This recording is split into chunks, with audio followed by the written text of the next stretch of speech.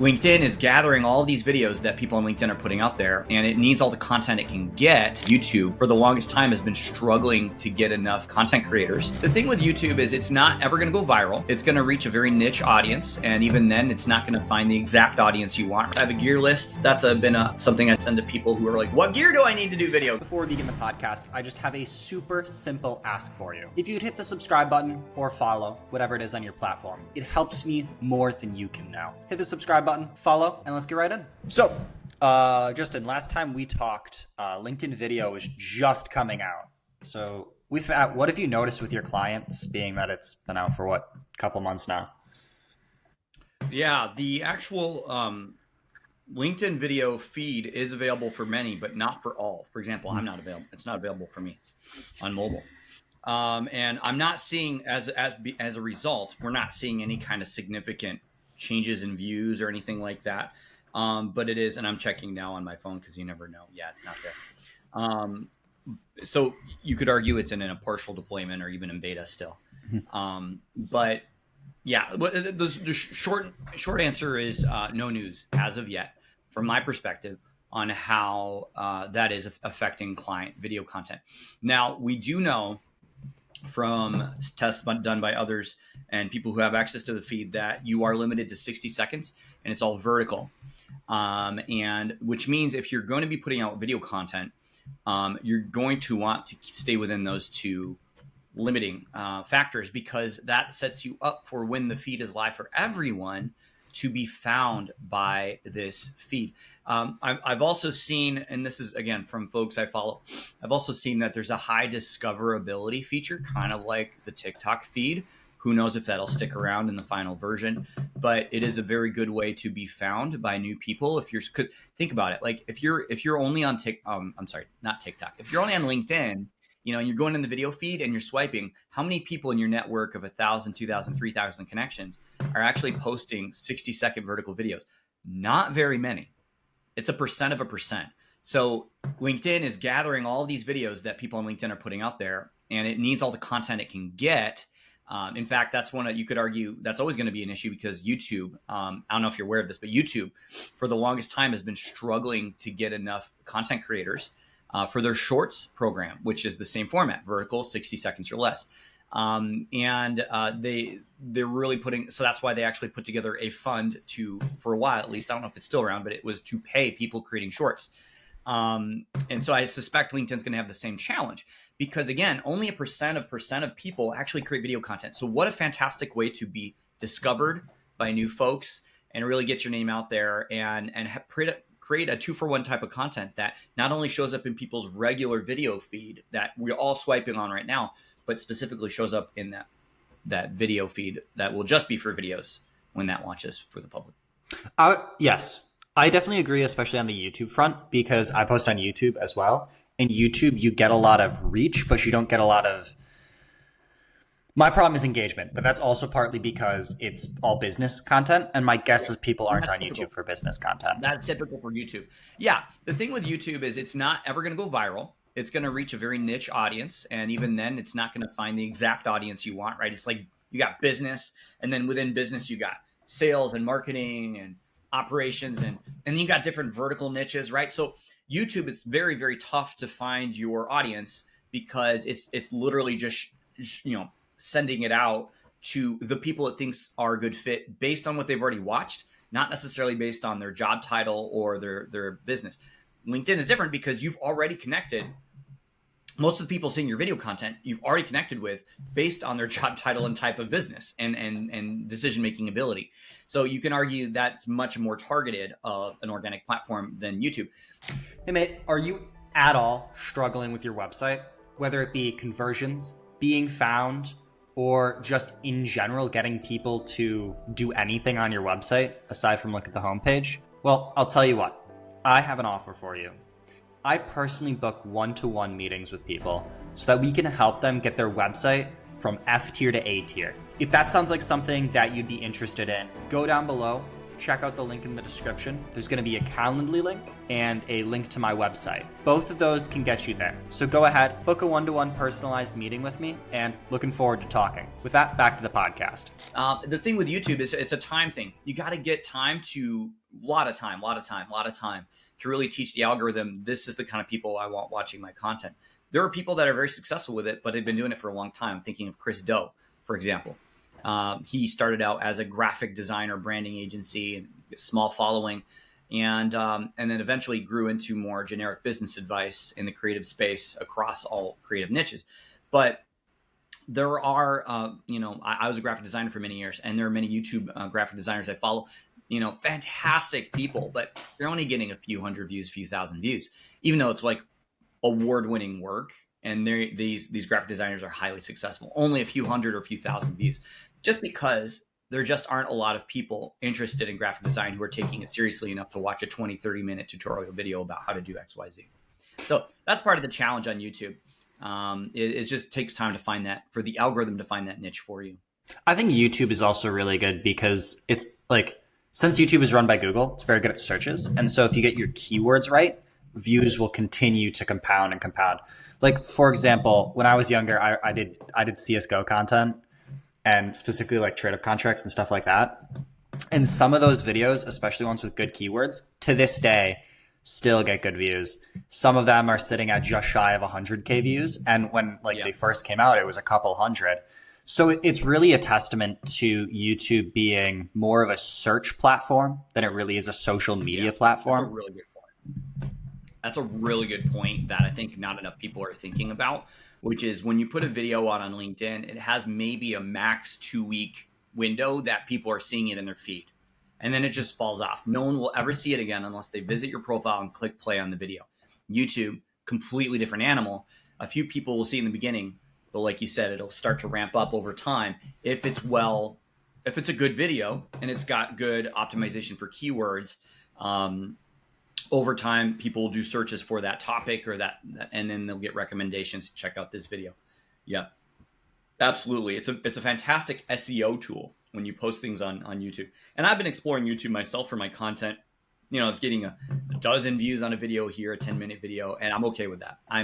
Two reasons. One, I'm learning how to do long form content better for YouTube.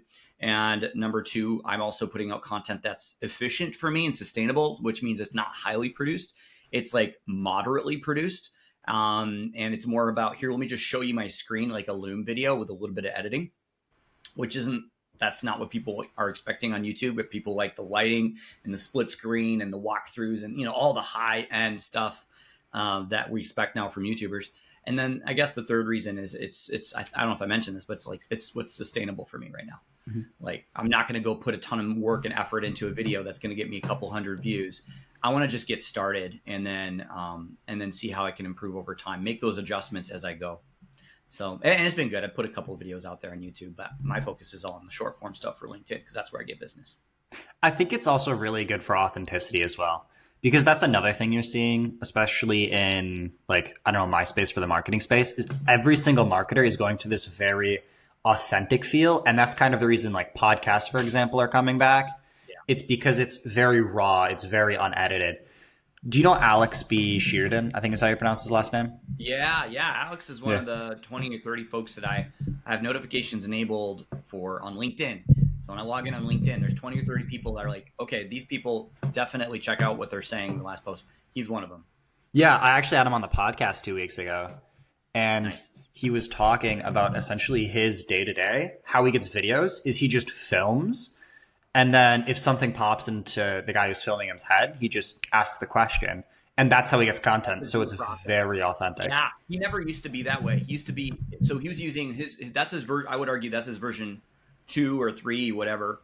And maybe he talks about this in the podcast. But yeah, Alex has really pivoted into I call that the Gary Vaynerchuk style, where you got somebody following around Gary Vaynerchuk because he can afford these people. And they're just filming as you go. They're filming this meetings, filming him talking to people, and they're creating content all the time. And so Alex is in a place now where he can't afford that person. I work from home. I've got a wife in the other room doing a grad degree. I've got kids in the other room. I can't afford to just have bring somebody in and just film me sit up. I do a lot of computer work. I don't do a ton of like face-to-face meetings. And that's the difference between what Alex does and I do. He does a lot of face-to-face stuff because he works in the Chicago area, and I work all online. All of my clients are spread out. We have one client 5 minutes from me in Chippewa Falls here in Wisconsin, but that's it. So it would look very different for me to have a big Gary Vaynerchuk style video. And so mine are still the old style of what Alex used to do. Alex and I used to do a lot more of like, let me write down my 3 points, my intro, my meaty middle, my succinct summary, and let me go find a spot outside or in my office or whatever, and just talk, to the camera, 60, 90 seconds, and boom, you're done. And that's still what I'll continue to do. But I love that Alex can do that. They're really, I want to use the word charming, but that's a really condescending type of word. They're really interesting. I've seen Alex's videos. Again, they're just like the Gary Vaynerchuk style. It's like, mid thought, and you're like going in on this passionately on this topic. It makes for really off the cuff, a raw feel. And I think people do crave that authentic feel and less of a produced feel. And, it's funny, even in short form video content, you would think that would all be, very raw, but there's still people that want it very highly produced, and there's a time and a place for that. But yeah, I'm definitely one that likes the, for the people that are in my network, I like to hear the off the cuff type thoughts. Yeah, I agree with there's a time and a place for essentially raw content and edited content. Like I find my edited content reaches a broader audience, so I find more people. But my very raw, like I'll use Opus, so it literally just has the text in it. Yeah. That gets me more leads than the super edited versions of that do. And they're the exact same videos. I just have an editor after which just to decide which one's better. Mm-hmm. What is the difference between you and Alex's content? Like, that's a great question. Business models. Yeah, our content or our business models? Both. Our content, the difference is he's ahead of me in terms of the Gary Vaynerchuk kind of game where he can invite somebody in just to follow him around and capture his day to day. He's at that stage of success in his business. I'm not there yet. Alex is making, he's a couple, 2-3 years ahead of me in the game of video content. So that's why he can do that. And so that's in terms of the content he produces, more of that off the cuff style. I still have to do the not very formal, but like planned out. What's my hit intro, meaty middle, succinct summary, get my points out, and then talk to the camera. So that's in terms of the content we do. The other thing, we both have the same pace in terms of like daily posting or weekday posting and things like that, and being engaging on the platform. Where our business models are different, and this is also tied into our audience. We have a very similar audience. Mine is more defined around 7-figure founders. He has I'm not exactly sure where his audience is, but I wouldn't be surprised if it's exactly the same or very, very, overlapping slice of that. But his business model is based on more of an art direction, from what I understand, based on an art direction model where he gives direction strategy to these businesses. And then he's moving toward a model where he's helping them hire internal teams, or he's supplementing the work of their internal teams. Mm-hmm. He's no longer taking the position of, we're going to do everything for you as an agency, as an add-on. You just plug and play. We're going to help you hire and onboard and run your programs internally, almost like a fractional CMO, but specifically for video content. My model is definitely what Alex, I think he's done this at one point, or still does this, which is this idea of I know my audience, these 7-figure founders, are extremely busy. They may want video. They may not even be thinking about video. But one thing's for sure is that they're not on LinkedIn with video content. And so we budget just that 1 hour a month with them just to interview them podcast style, just like you and I are talking. And then we capture a bunch of their thoughts on current trends, what's coming up, what are they working on? Just kind of great questions about their insights. And then we edit and write the post and publish for them. So it's a completely done for you service based around short form video, literally just how can you make video show up a regular part of your content on LinkedIn? We have that solution to make it as friction-free as possible. So I have a friction-free business model, which means it's all done remotely. We're not showing up in person. Alex does stuff in person from what I understand. And it's more of a model that is like, will help equip you to do everything you need to do yourself. And that's fine and dandy.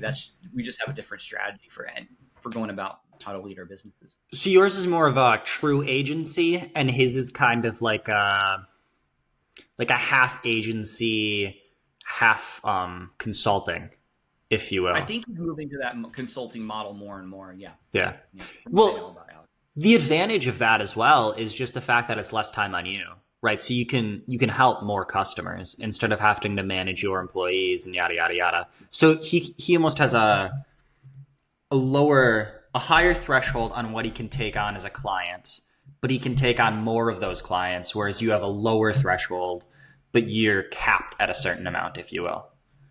No, actually, I think it's the opposite. Okay. So he's capped because of that. He needs a person on his team to manage the client and will give them recommendations and strategy and accountability. Because that's what happens when you start doing consulting. You start becoming almost like an employee of the company. And there's this whole debate in consulting about, when are you seen as an employee more as a consultant? And because I've been in consulting before, and it gets messy.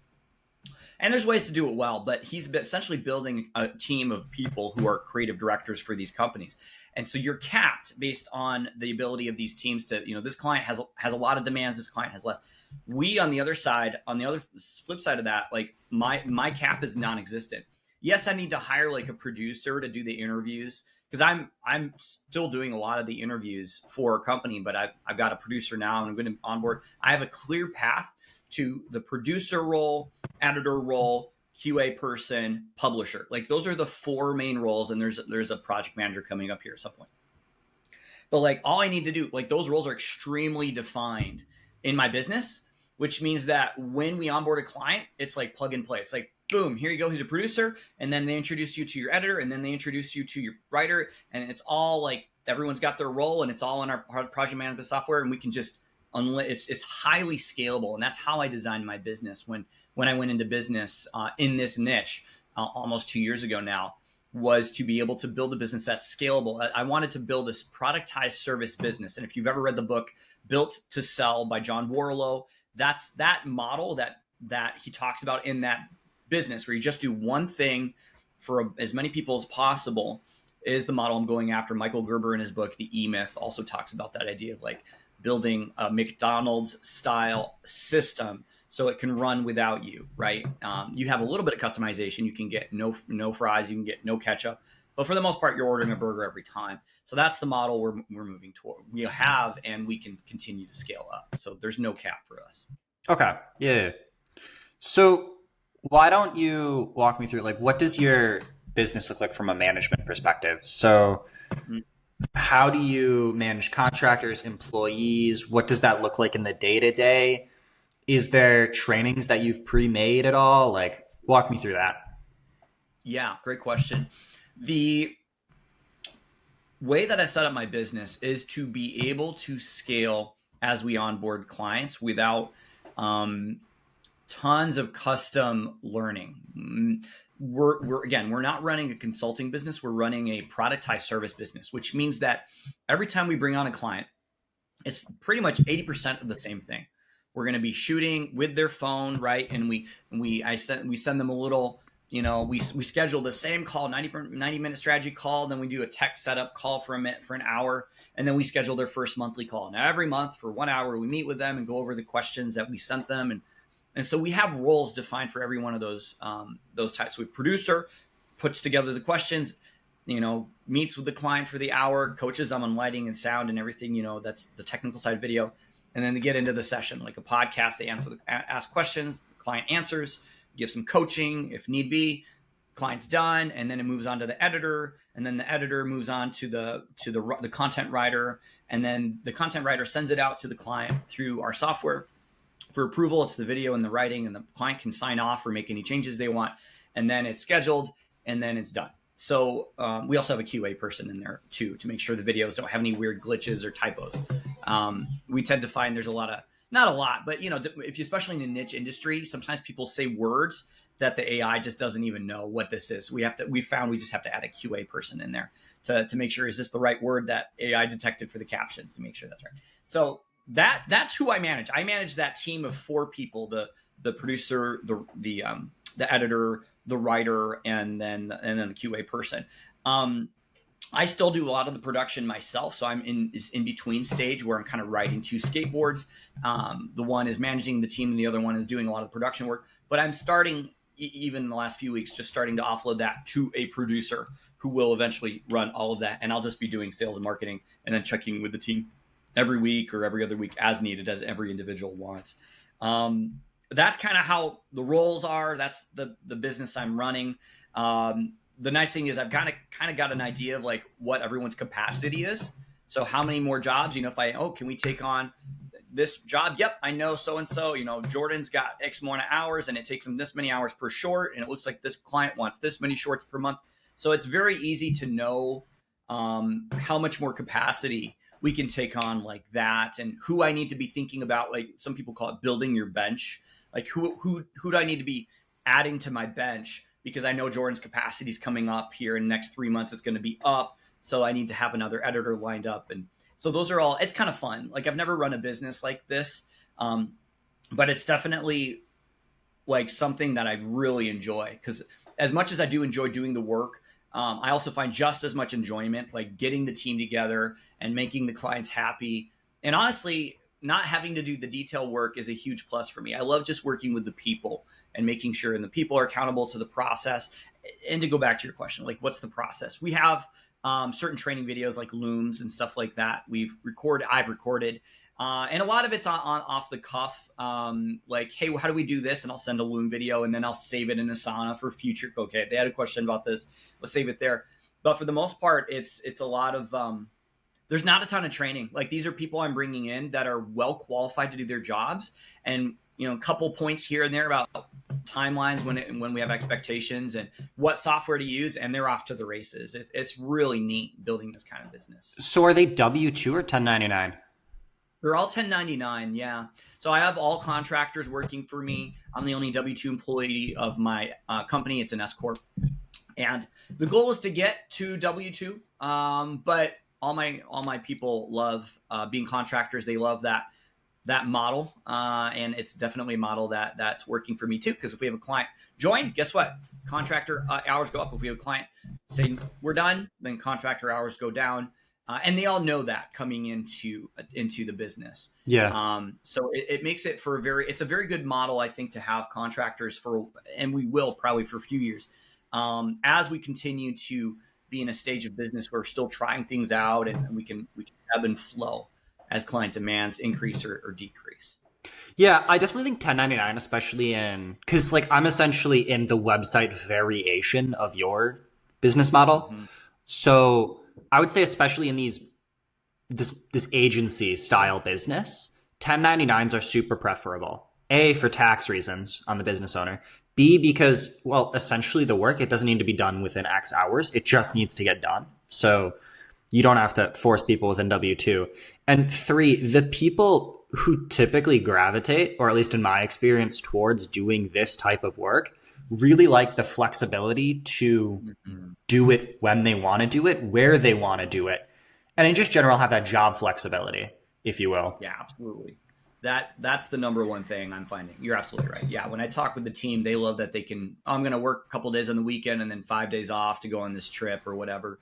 And, they let me know, hey, I'm not available these next 10 days. And I put it in my calendar to know, like, hey, but it's a really nice model because it's all of us work asynchronously.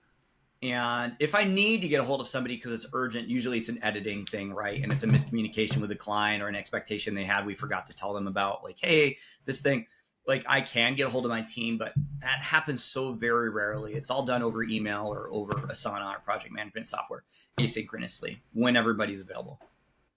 Yeah, the only issue that I'm finding with especially 1099s is it's hard to keep people as accountable as they would be. So I've had to let go 2 1099s just because they were doing the job, but they weren't doing it in a timely manner or a quality manner. Sure. So I can't be like, hey, fix this. I need to train you on it. Like you don't have that flexibility with a 1099. That's the real downside of it. Yeah. Yeah, there's two sides to that coin. Like I had a graphic designer join my team years ago, Natasha. Fantastic, by the way. If you're looking for everyone looking for a great graphic designer, Natasha Medina, she's connected to me on LinkedIn. Happy to share. She's a contractor, and she went to this full time. She was doing W-2 plus contractor work, and that's why now. And right out of school, onboarded her, and I hired her out of like 40 applications I got for this contractor role. because she had the most potential. And I was like, I see a little bit of potential in her work in graphic design and a lot of stuff that I wouldn't do it that way. And I have been able to coach her on how to improve asynchronously with Loom videos. She'll send me the work and I'll say, try this. Here's this concept. Here's why this isn't working. And a 5-10 minute quick little training, send it back. And it's really cool to see how she's improved over the last 2 years. So, she went from a very, very basic start graphic designer to like really decent, middle of the tier, and she's going to get even better. So that's satisfying for me as somebody that just loves to bring people up to the next level. And so that's possible for her because she's teachable. But not everyone's teachable, and not everybody has the standards that, how should we put this? So this is the other side of the coin. I've had people on my team, 1099s. I made a very clear deadline. I made a very clear quality, said, here's some examples of other work I want you to imitate. And every time it was like one of those things was missed, and it was missed more than once, right? I try to give grace, like, okay, you missed a deadline. What happened? Tell me, I'm this such and such. Okay, fine. And you do it 1, 2, 3. But after 3 times, one of these things, the quality's not there, the timeline's missed. You can't just say, hey, I'm just going to let this keep happening. I guess you could, but then your business will suffer. So that's something I've had to do a couple times over the years as well, just because the quality wasn't there. Or the other, this is what I often found in 1099s. With contractors, depending on the type of person, and I learned this from my coach, Brent Hafley, and I'm name dropping all sorts of people here that Natasha, great graphic designer. Brent Hafley's my coach, fantastic coach. He taught me this concept. He said, Justin, the reason you're struggling, and this was with 2 different contractors like 8 months ago, he said, the reason you're struggling with these people, after I explained everything and I'm like, what, they're not doing what they need to be doing. I have to check in with them over and over and over and over. Why do I have to check it? I want them to just run with it. I've given them wide open space. Just run. Just go do your job. Just enjoy it. And they're not. I have to make sure. I have to like hold them accountable every week. And that's exhausting. I don't want to have to do that. And he said, it's because you're hiring. There's 2 types of employees. There's pit bulls, and then there's like whatever dog sits around doing nothing. I forget the example of the other kind of dog. So there's the dogs that sit around waiting, and they're great dogs, but they definitely need specific instructions. Do this, do this, do this. What you're looking for is the pit bulls, the ones who just go after it. And those are the rarer form of type of employees or contractors in this case. And I realized, I needed pit bulls, and I hired these other dogs that are just like waiting for the next step. But I don't want to have to babysit them. They're great at what they do once I give them direction, but I don't want to have to babysit them. And I didn't make that clear enough up front when I hired them. So I had to let them go and hire pit bulls instead. And there's a whole rhyme and reason how I got to that point and found pit bulls. But that is essentially at this stage of business where I'm like, hey, I want to do sales and marketing, and I want to check in with you, make sure you're enabled. But once you're enabled, I just want you to run with it. I need people that are going to run with it on their own. I'd rather you make a mistake running with it than wait for me to make a decision and then never make a mistake, right? That's my philosophy.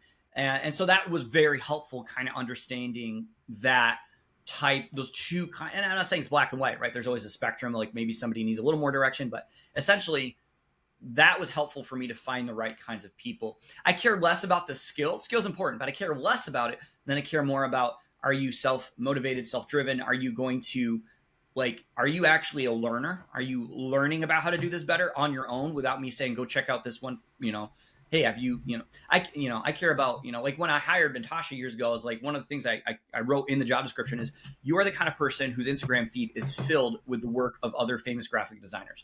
Like that is a clear indicator that you're learning, right? You're logging Instagram and you're like, wow, that's really cool. How did they do that? And that's what I do. That's how I got better. And I want my contractors to have a similar ethos when it comes to their work. And so far, so good. Hey guys, hate to get into the podcast. I just wanted to say I have a newsletter, and this newsletter gets you free marketing information every single week with 3 marketing tips, 2 things that are going on in the marketing industry, and one of my personal case studies. So with that being said, if you at all want to learn about marketing, go ahead.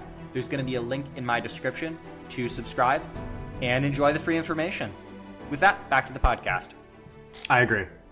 The best example for this is both of my contractors that work on the podcast. So I have one that does editing, and he does essentially tailored videos. So we do one edited video, and it's for Instagram, YouTube, LinkedIn, all of that. And he does hyper edited videos. And then I have another one that actually edits the podcast.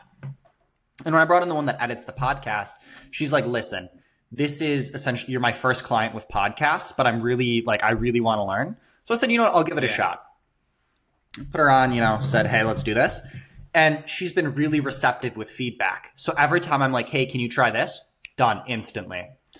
And the other really good thing with that is that at least she's shown me is the fact that she was like, listen, video might be a little bit late. This is what's going on. So just so you're aware. And I'm like, Yeah. consider it done. Like, don't even worry about it. Take a deep breath. You're good. And those are the best type of contractors employees because they're forthfront, they're willing to learn, and they're ready. So Yeah, that's a really good point. That communication point is a good one. I forgot all about that. Yeah. And that part of that comes down to just learning that, your people knowing that you're a safe place to talk to about that. I think a lot of people have been burned in workplaces where you're not sure if you communicate a need, if it's going to be received well. And that communication one is a huge one where, I have people I have contractors like, hey, I'm going to be out for 2 weeks. Okay, great. We'll work around that. And then we figure it out. I love that. Like you said, the deadline is going to be pushed back. Okay, that's fine. Thanks for letting me know. That's one of the values, in fact, of my business is like over communication. It's a term I learned from my wife because she's in the mental health field. And she taught me this term of over communication. So I would rather err on the side of over communicating than under communicating. And I would argue the vast majority of people in business are under communicating because why does that happen? It's typically because people either there's no culture of that where it's a safe place where we can know, hey, if I communicate this thing, is it going to be received well? Am I going to get in trouble? Type of stuff. So I try to be a safe place for my people. Which, fun fact, that's what Gary Vaynerchuk says is his number one goal as business owners, to be a safe place, because then people will bring him stuff, and then he knows what's going on in the business. Yeah, I agree. And one thing that I've learned with that specifically is every single one of my contractors, if like they're trying to communicate something, I give them my phone number, like my personal number. So I'm like, listen, Yep. if you need anything at all, you need to push something back, text me, because email has like this, it has a stigma around it, if you will, if it has to be formal. Like it has to be with every email. Whereas text, it's almost like a friend where I'm like, dude, like this is what's going on. Here's what's going to happen. And I'm like, dude, don't even worry about it. Consider it done. And I love text so much more. That makes sense. That makes a lot of sense. Yeah, we'll do a mix. I give him my phone number. I say, hey, if you need anything urgently, call me. Otherwise, text me. That's fine too. But if it's not urgent, email's good. And I have my team, or we use Asana. In fact, now for project stuff, it just go right in Asana. Anything that's not urgent and asynchronous is either Asana or email these days. But yeah, my team has my number as well. And yeah, sometimes I've had to deal with some stuff urgently, but that's par for the course, part of running a business. I wanted to kind of swing back. I want to talk about your funnel, how you get clients. Mm-hmm. So like, I know on your LinkedIn, you have get your first video for free. So that's kind of like your lead magnet. So it is. Why don't we start? It's one of a couple I have. You have a couple. Okay. How about this? Why don't we start with how does your funnel work? So walk me through the processes and then we'll get back into that. Yeah, absolutely. So my funnel is, if we start top of mind, like awareness of like what my audience wants. I have a huge audience. Like everybody knows about video, and most people know about the importance of video intuitively or even factually. Like a lot of marketing people, in fact, will know like, here are the facts of why video is important. Conversion rates go up, things like that. But even founders who aren't in marketing will know intuitively, like, because I ask people all the time, like, why do you want video? And the word connect with people is always used. Connect. And we kind of know that, doing video is powerful. So there isn't so much a lack of awareness about video, but there is, because I've talked to people like, oh, I want video, but there's this huge execution gap. I want video and I will do video. So I don't have a problem of like making people aware of video. I have a problem of getting people to actually do video, to actually like try it out. And so at the top of my funnel in the awareness area, it's more about like, it's like telling people, it's a lot of shifting of mindset. So I have LinkedIn posts on there, and a lot of that is just like talking about mindset change and like, here's an easier way to do it. It's not as hard as you think. And then I just do a lot of LinkedIn posts about that, and maybe a few case study wins here and there. and then my own story, right? All the typical LinkedIn stuff. So that's high funnel, getting awareness. I don't do any other type of work other than the occasional guest podcast like this as needed, or, podcasts that, podcasting, LinkedIn, and I'm probably missing something else out there. I mean, we do a little, I don't actively pursue it, but a little bit of stuff from SEO for my website. So then people show up. There's 3 different ways that we then give them a next step. The first is, I guess 4. The first is the easiest, is like, just follow me on LinkedIn. Just stay connected. Just learn here. I'm gonna give you resources and teach you things that you need to know about video and the trends and all that. But then when we get into the lead magnets, we have the free video session, and that's really to give people, like, it's to give them that Costco taste test, right? When you go to Costco, you get the samples. Like, just try. Just give it a shot. It takes 30 minutes, produces 1 video of your choice. It's way easier than you think. So that's the first thing. But I also have a different resource that is basically it's a bunch of the questions I ask our clients about how to position them as thought leaders. So it's basically video topic ideas. Like, I don't even know. A lot of people say, I don't even know where to start, right? I don't even know how to talk about my knowledge. Well, great. Here's a list of 40 plus questions that I use many of with my clients. You can download it, and that's on the website. And then the third thing is we have a free video course.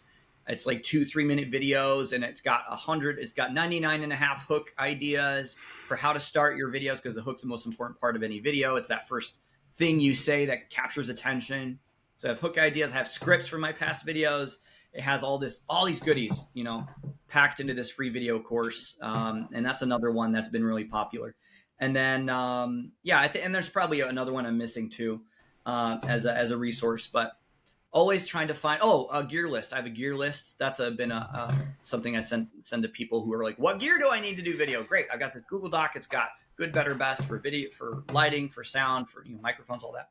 And I'll send that to people. So those are all types of things, resources that people get in my funnel there. Next step. I don't know if you can hear the printer just kicked off here. I don't know what it's doing. It's doing its thing. Randomly going on. And then from there, it's always, when it's a free video session or resource, people start getting my emails, or we talk about, especially from the free video session after that, like, hey, do you want to make this happen for your business? Or for me, actually, it's a 2-for-1, like either for them and their business, or what I find is with that free video session, my audience is these 7-figure founders. So I will connect with the people connected to them, power partners, if you will, or champions. So what that means is a lot of fractional CMOs, agency owners, content writers, ghostwriters. I'll offer them a free video session. And then from there, the referrals start coming in from those founder connections that they have. Or if it's directly a founder, I'll just ask them, hey, do you want to work together? And then they have a choice to continue doing that. And so far, it's a pretty good close rate. Trying to always improve that.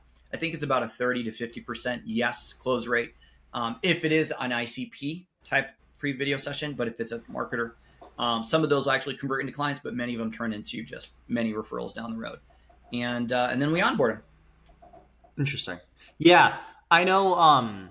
Like, funnels seem to be pretty standardized from what I gather. You kind of have something that you grab everyone in, you give free advice, and then you talk to them essentially and figure out what's best.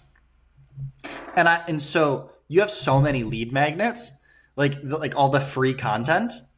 I feel like your funnel is so sticky. Like you get it's just you can't leave. Yeah, I try. I mean, you definitely can. Even you would think, but it's with so many resources from so many businesses out there now. Mm-hmm. The problem is not the stickiness. Like the problem is not I don't have enough. The problem is there are so many, with one click of a button, so many other resources and things to distract you on this computer screen, on this phone screen. It's a fight for attention all the time. All the time. You think somebody's, ready to buy? Nope. They found 3 other options, or nope, they got 3 other things distracting them in their business that are higher priority. So that's what we're fighting is we all are in a distracted world. And that's why I have these different funnels, these different resources, because I found there's some that are more effective for this context. I'm not ready to buy just yet. Great. Here's this free video training. Here's how you could do it yourself if you want to. And then, by the way, there's a way for you to schedule your free video session if you actually want to do this. But the goal is I'm just coming out with free resources all the time, as often as even those like long form videos I mentioned earlier, like those are part of that free resource to get people to know, like, and trust me and stay in touch and see the rest of my content as it comes out, get my emails, and then maybe in 9 months and a year do business with me when they have a budget or when their budget resets and they made budget for something like this. That's a big part of this, is like a lot of my best clients I'm discovering are the ones who have a budget that starts calendar year January or whatever, and okay, well, they're in my, they got the free video session, they're getting my emails, and now we got to wait 6 months till January 1st, and it's a waiting game. I got 4 leads like that, where it's like prospects, I should say. We've met, they've done a free video session, they're on board, ready to go. They just have to wait for the budget to reset in January. And we'll see if they stick around by then, right? Because, the excitement wears off, in the first few months, and then you get distracted with other priorities, or you find alternatives to doing something like this. Yeah, there's 1,000 different ways to, I guess, skin a cat in that respect, because you can do different things for video. Like you can do podcast, you can do essentially what you're doing, which is it's almost a makeshift podcast, if you will. And then you can do like heavily scripted videos. And so there's 1,000 different ways to do it, right? And so you have to kind of find the one that works with you as well. I do want to say one thing, because you said your conversion rate is what, 30 to 50%? Yeah, something like that. I haven't looked at it recently, but that's my gut tells me 30 to 50. I know my effectively coach, he's a podcast coach, but he's helping me out with other things as well, Darren Lee. He's like, dude, if your conversion rate is over 20%, raise your prices. And I thought that was really, really weird, because like I feel like you should have a higher conversion rate if it's a better offer. But he's like, no, if it's that high, it means that people are looking at it and going, this is a steal, I'm buying this. And so I raised my prices a good amount. And funnily enough, first thing that happened is I raised my prices to a point and then adjusted the funnel to a essentially done for you offer. My conversion rate went through the roof right away. But now I'm probably going to raise again, because it's like, oh, like the offer's too good. It should be more. And so I wonder if raising your prices just a tad would even help, because you're getting more for the value that you're providing. Yeah. And that's a great point. I just raised like 3 weeks ago, a little bit. And that's something that I've always done kind of intuitively, knowing that, okay, with every new client we get on, what point do I just stagger the raising the price. So I've got clients, they're still at $600 a month from over a year ago. And then I've got clients the same level, $900 a month. And they're all happy. They're all happy clients.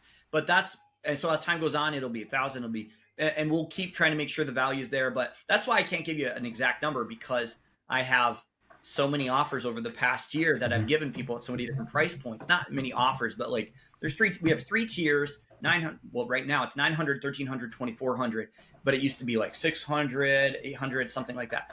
And so the close rates have gone. That's why I don't have it. It's a good, healthy close rate, and and I've also tested different audiences, which is why the close rate is all over the place, because some audiences are more ready for it and others aren't. And yeah, that's a great tip, and I think that's a really healthy tip. I think a lot of people don't raise their prices. I've never had a problem with that, raising my prices, because as you look at the value, and as you look at what people are spending, and you look at competitor prices, for example, I do that a lot too. You see, okay, the value's here. My audience is definitely ready to, especially with 7-figure founders, these companies that are in the millions of dollars. They can afford $900 a month versus the 600. If you keep hearing feedback like, wow, I can't believe just how easy this is. Wow, this is so helpful.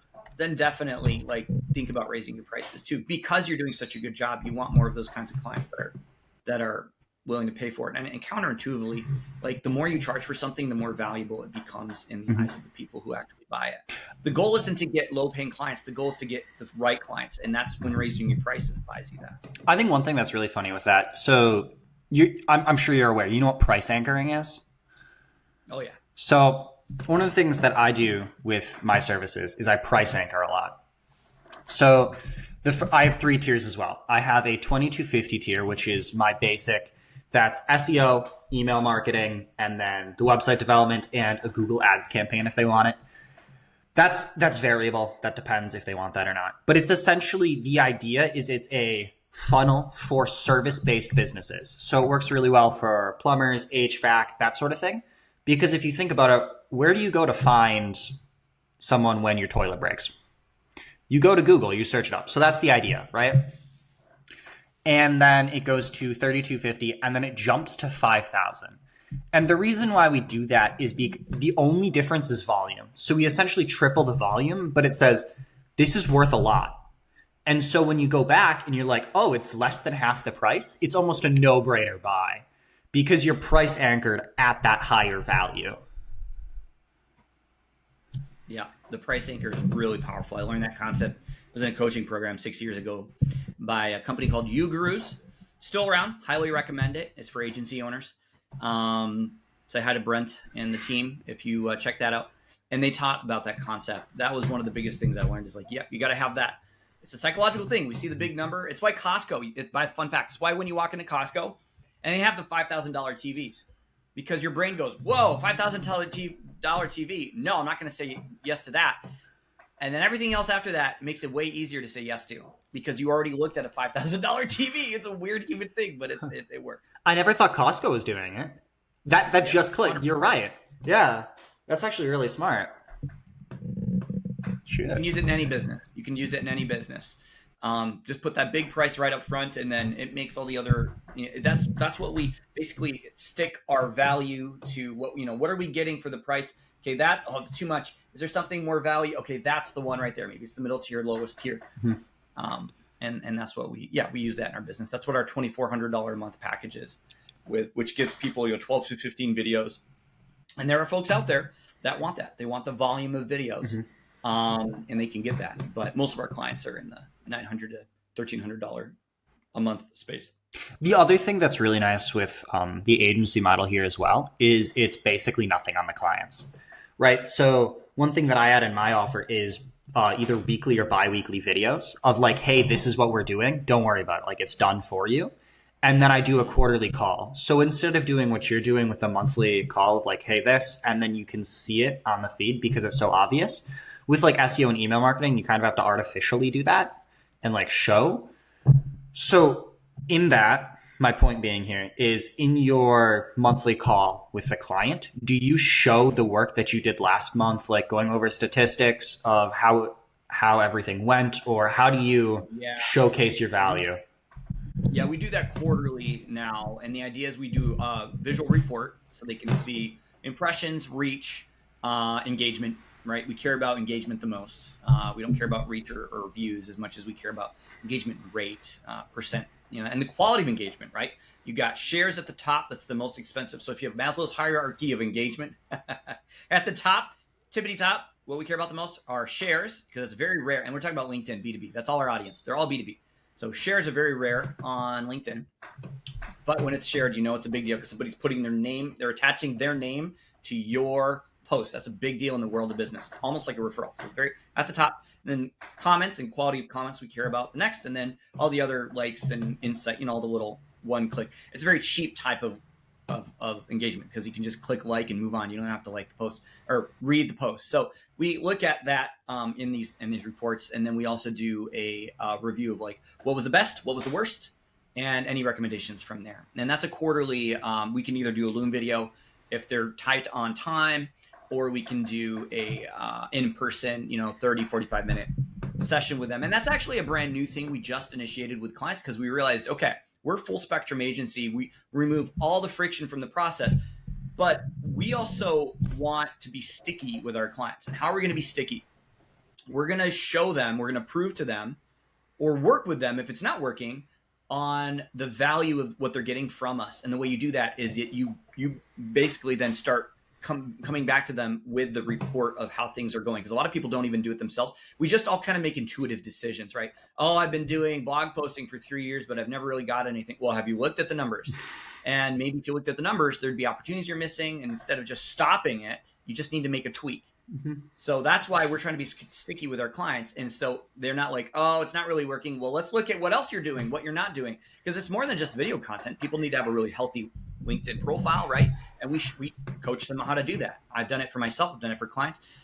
We also coach them on, are you doing other things that is your call to action a poor call to action? Do we need to change that? So we look at everything, and then we make those recommendations every 3 months. And then we take care of all those recommendations where we can. And then where there's client recommendations, we ask them to take care of that, just making it clear to them, hey, this is your thing. This is going to impact our performance together if you don't own this.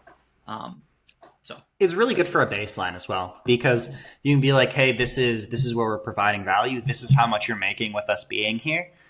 And then you're also setting expectations. So you're saying like, this is what you need to do to help us.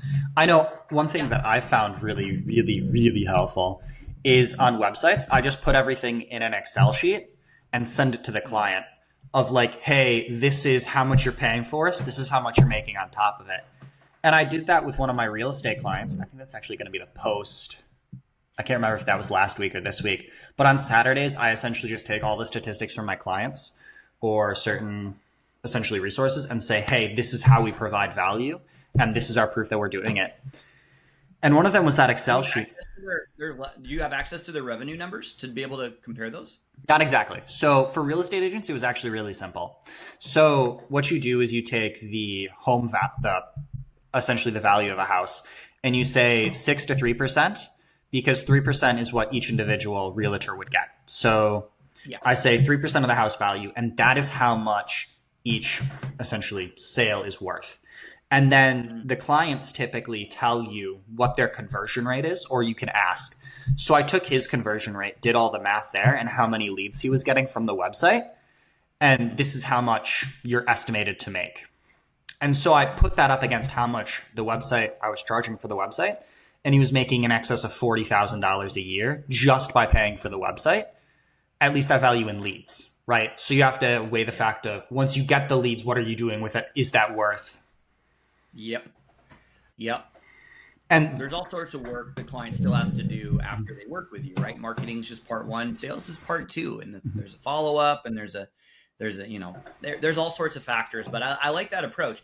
And that's something that, I'm honestly working on. I love, if anybody has any ideas, listen to your podcast, or even you, like, how do we effectively, because we don't have access to revenue numbers, and not all of our clients, like a lead for a client is like a 9-month sales cycle sometimes, right? We're in the B2B space. Like people are getting these leads that are just like, oh, we're vetting contractors or vetting vendors, and we're not going to make a decision. And these are, $100,000 deals, or even sometimes they're leads, but they're not like sales leads, but they're like, for example, I have a VC firm as a client.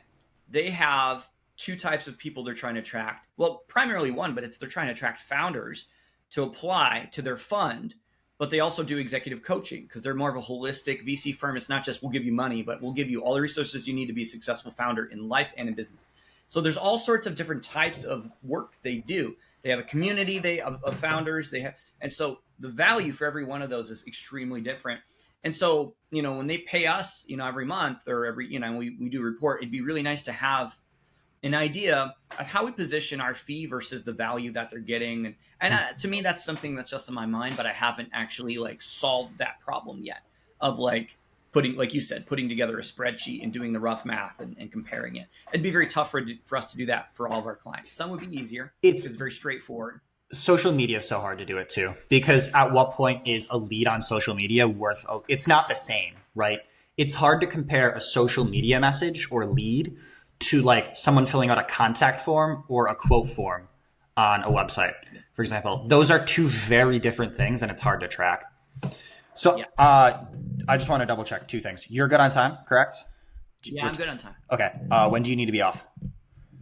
We'll say in the next 10 minutes. Okay, sounds good. So I had one more topic for you. If you were to give one piece of advice to entrepreneurs just starting out, what would it be?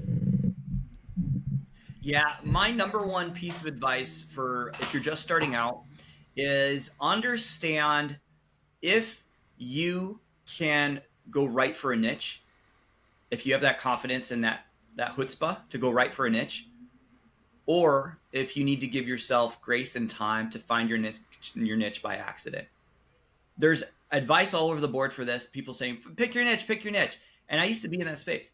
The problem with pick your niche is that and you don't have any experience, is that you need to build that experience quickly. And you need to, it's not a problem. It's just a challenge. I want people to be aware of like, hey, you can be successful in business either by picking your niche or letting your niche find you. Either way, you do need a niche.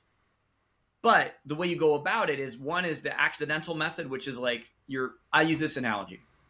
You're fishing you're on a fishing boat and you throw your net overboard and you pull it up and you've got crabs and you've got this one kind of fish. And as you do that, you're doing a little bit of everything for everybody. You kind of figure out, oh, I really like working with these kinds of fish. And then you figure out where those fish live and you know exactly what kind of bait they need. And you switch from a net to a specific kind of lure and a fishing pole. And that's finding your niche by accident.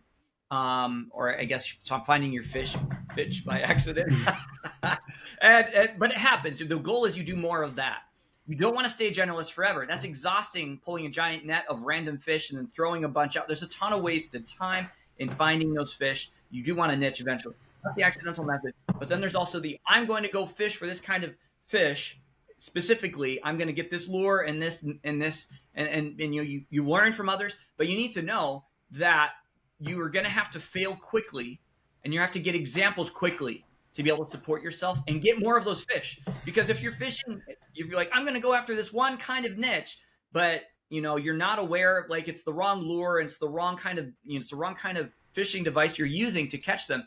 You're going to basically not have the food you need for a while to get what you need. So in that case, what I tell people is, if you have to, do work for free to get your first case study for that niche. See what it's like working with them. Was it fun, or was it specific to, were they a jerk? If they were a jerk, was it specific to them, or do you think it applies to the rest of the industry? Okay, now do your next one at a discounted rate and just keep going. Go free, low cost, higher cost meeting, and you keep telling people, hey, I'm doing this, I'm trying to understand if this is the right niche for me. Would you be able to work with me? And get those case studies as soon as you can, so that you can learn if this is a niche that you enjoy, that you're good at, and that will, pay you money, essentially, which is by simply product market fit. You're good at it, you get money from it, and you actually enjoy it. So figure out what kind of approach you want to do. There's no right or wrong approach.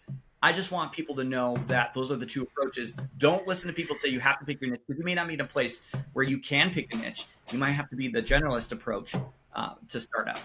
Yeah, and the problem in business is niche is everything, right? If you're too general, no one will buy from you. Unless you're like dirt cheap. So if you're doing $50 websites, everyone will buy from you because it's so cheap. But if you're doing specialized websites, people will pay a lot more for that. And so it's actually valuable. The problem is, again, finding it where you're not going to burn yourself out or hate it. You got to find, right. Just because you're being a generalist doesn't mean give you an excuse to always be a generalist. The point of being a generalist, starting out, casting your net wide, doesn't mean you should always stay that. You should be doing it for the purpose of finding your niche, not for the purpose of just being a generalist forever. Exactly. Well, I'll tell you what, I know you only have 10 minutes, so where do you want to send people? So if you want to learn more about what I'm doing with the video agency, you can follow me on LinkedIn, Justin Vajko, V-A-J-K-O. Our website, which has all sorts of goodies on there. It's got the free video training. It's got the 40 questions to create awesome video topics to help position you as a subject matter expert. And you can see all of our pricing and get testimonials and all that. Our website is www.dialogwith.us, and dialogue is spelled D-I-A-L-O-G, with.us. Perfect. I'll have those linked in the description as well, so people can go check those out.